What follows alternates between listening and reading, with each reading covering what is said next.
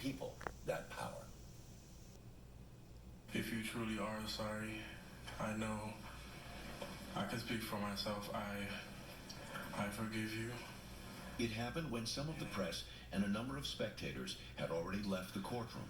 Both of John's brother, Brant, spoke to the court during a period known as the Victim's Impact Statement, the impact of which we can still feel.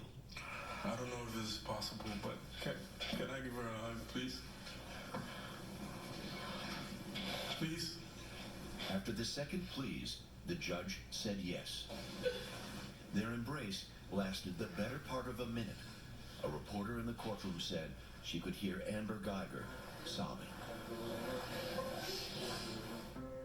This is the very definition of grace, the act of loving even your enemy, an act of selflessness which we'd like to think we too would be capable of. The Amish in eastern Pennsylvania immediately forgave the man who walked into a local school and shot 10 girls. 5 died. They even attended his funeral and vowed to help his widow. Sikhs in Wisconsin reacted similarly when a white supremacist entered their temple, killing 6 and wounding 4. Their message? Forgiveness and peace. When Dylan Roof shamelessly took the lives of 9 members of the Emmanuel AME Church in Charleston, the faithful there found love enough in their hearts to forgive as well. Hoda spoke with them. Because forgiveness is like you letting somebody else off the hook, but you're actually letting yourself off the hook. Because if you keep it, there's no healing with hatred. You have to love each other. That's our second commandment.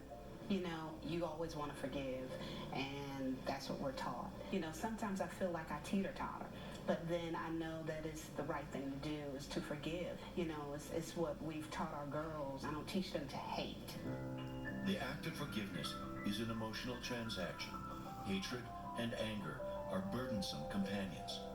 Forgiveness can free us of those feelings. But it is an act that requires no small amount of courage and faith.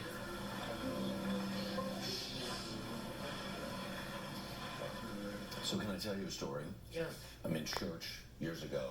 Sermon is about the Lord's Prayer. And there's a portion in the Lord's Prayer where it says, forgive us our trespasses as we forgive those who trespass against us.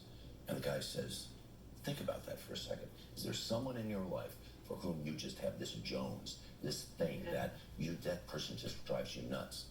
You need to let that go. Yeah. So I said in the corporate prayer, I did it. I did this thing. Yeah. I hadn't seen the guy in years. I ran into him in the street like the next day, right?